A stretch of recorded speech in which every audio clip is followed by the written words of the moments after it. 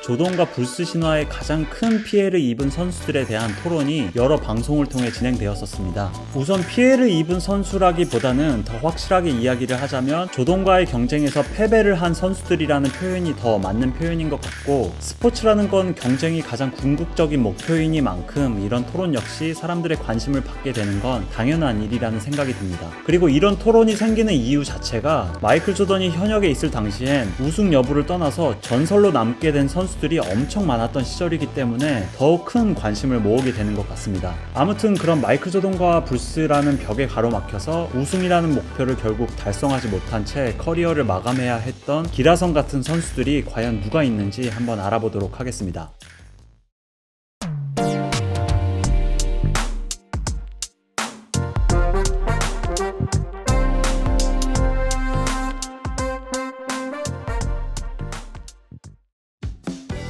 일단 선수들을 소개시켜드리기에 앞서 우승을 했거나 아니면 이 리스트에 들어가기에는 업적이 비교적 부족하다 싶은 선수들은 제외시키겠습니다. 예를 들어서 클라이드 드렉슬러는 마이클 조던이 첫 번째 은퇴를 했을 당시 휴스턴 로켓츠와 함께 우승을 했었기 때문에 제외시키겠고, 조던이 커리어 초반에 많은 비교를 당했었던 도미닉 윌킨스 역시 물론 전설이라 불리기에는 충분한 선수지만 리스트에서 거론될 선수들에 비해서는 업적이 비교적 작기 때문에 제외시키도록 하겠습니다. 그리고 조던이 파이널에서 탈락시킨 팀의 간판 스타였던 선수들 중에서 96년도에 불스와 파이널에서 붙었던 시애틀 슈퍼소닉스의 게리 페이튼 역시 이후에 마이애미에서 드웨인 웨이드와 함께 우승을 했었기 때문에 제외시키도록 하겠습니다.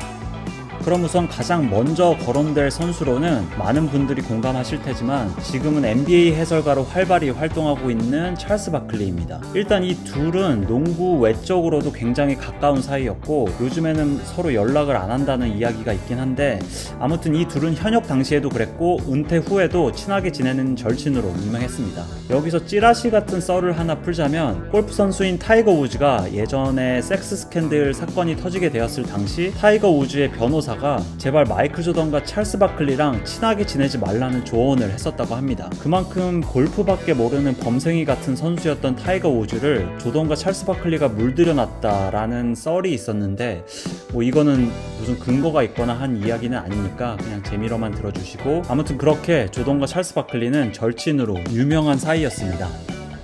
그리고 다시 본론으로 돌아가서 조던과 찰스 바클리의 라이벌 관계를 보자면, 일단 찰스 바클리는 1984년도 드래프트에서 5번째로 지명된 선수로서 같은 해에 3번째로 지명된 마이클 조던과 NBA 데뷔 동기입니다. 1993년도 바클리는 시즌 MVP를 받으면서 최고의 전성기를 누리고 있었고, 당시 인터뷰를 하면서 우승을 하라는 신의 계시를 받았다라는 이야기를 할 정도로 자신감에 차 있었지만, 조던이 이끄는 불스에게 파이널에서 6게임 만에 패배를 하면서 정말 일생일대의 기회를 놓치게 되었었습니다. 그리고 바클리는 당시의 그 패배의 아픔을 20년이 지난 지금까지도 잊지 못했다면서 당시의 충격이 엄청났다라는 이야기를 했었습니다. 하지만 바클리는 조던에게 패배한 건 절대 부끄러운 일이 아니라면서 최고의 선수에게 패배한 게 왜 부끄러운 일이냐며 조던에 대한 존중을 표현했었습니다. 아무튼 바클리가 우승에 근접했던 건 이 93년도가 거의 유일했고, 이후 휴스턴에서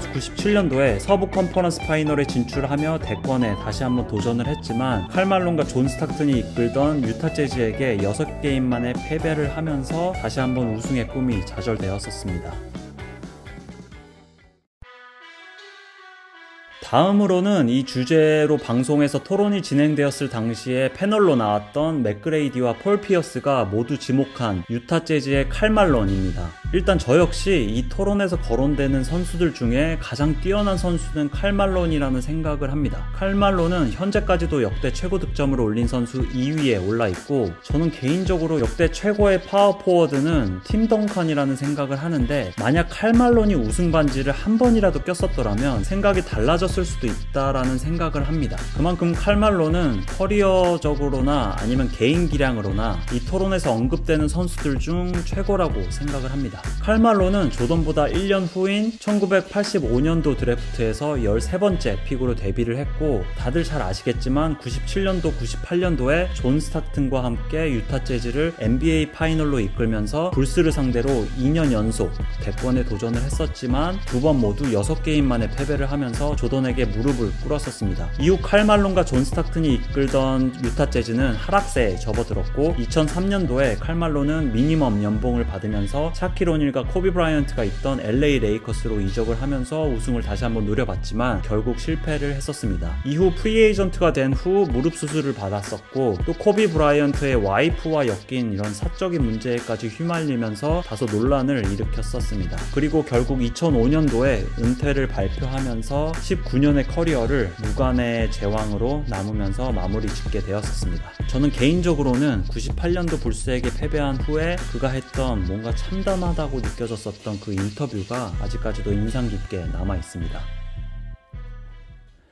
그리고 다음으로는 뉴욕 닉스의 전설 패트릭 유잉입니다. 이 토론과 관련해서 이제 여러분들이 좋아하시는 스티븐 A 스미스 역시 패트릭 유잉을 뽑았었고 저 역시도 패트릭 유잉이 뭔가 조던 레거시의 피해자를 생각할 때 가장 먼저 떠오르는 선수들 중 한 명입니다. 우선 농구가 빅맨들의 스포츠였던 1980년도 초반에 패트릭 유잉은 농구 명문이었던 조지타운 대학을 거쳐서 조던보다 1년 늦은 1985년도 드래프트에서 첫 번째 픽으로 데뷔를 했고 농구의 메카라고 불리는 뉴욕에서 데뷔를 하면서 어떻게 보면은 조던보다 훨씬 더 화려하고 큰 기대를 받으면서 데뷔를 했던 선수였습니다. 그리고 일단 유잉과 조던의 악연은 대학 시절부터 시작이 됐었습니다. 흔히 조던의 탄생이라고 불리우는 이 사진을 보시면 아시겠지만 조던은 이 슛으로 패트릭 유잉이 이끌던 조지타운을 이기면서 노스캐롤라이나 대학을 우승으로 이끌었고 전국적인 주목을 받기 시작했었으니까요. 그리고 NBA 데뷔 후에도 보시면 아시겠지만 플레이오프에서 조던에게 가장 많이 패배한 게 뉴욕 닉스와 패트릭 유잉이 아닐까 싶습니다. 1989년도 플레이오프에서부터 91, 92, 93 모두 불스에게 탈락을 했고 조던이 은퇴 중이었던 94년도에는 한 번 이겼지만 조던이 컴백을 한 이후 96년도에 다시 한번 패배를 하면서 조던 때문에 5번이나 탈락을 했으니까 어떻게 보면 가장 큰 피해자가 아닐까 싶습니다.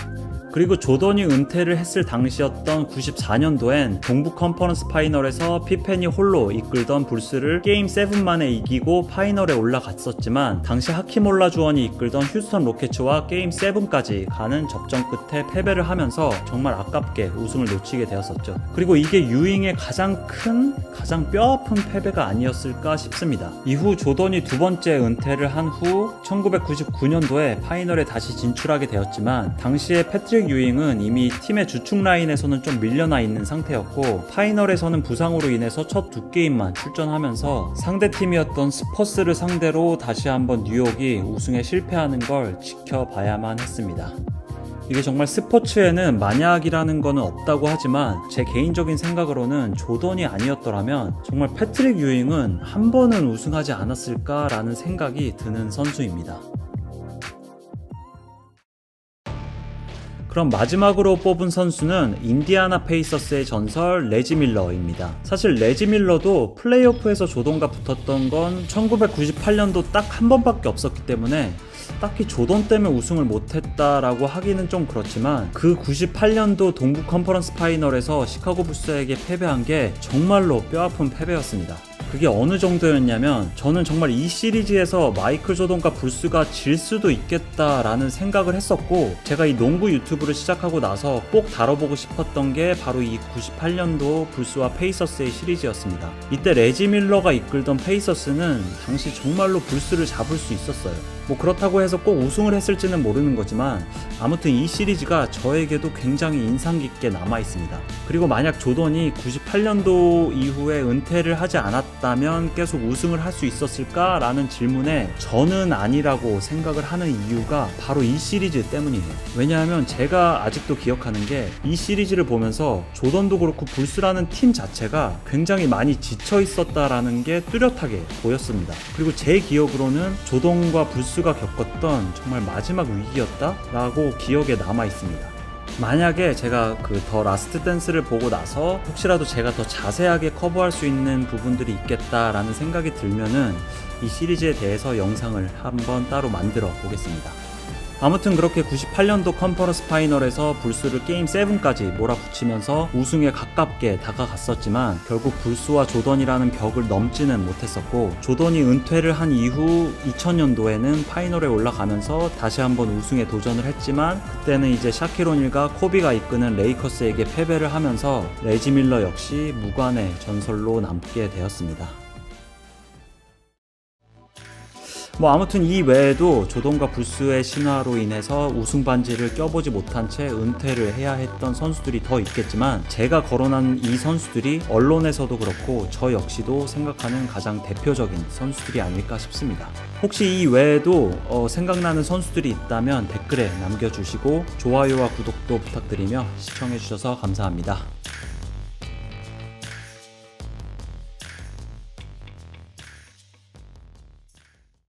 Russell Westbrook just got, 10 straight triple doubles, Sure. and you got James Harden with 30-point games. I'm just curious from a player's perspective, which one do you feel like was harder to achieve, and which one was more incredible? But that's okay. That's okay. I know. I figured they was going to get that. Both. They're all both hard, and uniquely, it shows the talent, that we have within the league. It shows still progression within the league. I'm very proud about what both guys have done because they're making their mark for the league, and I think it really helps the growth of the league.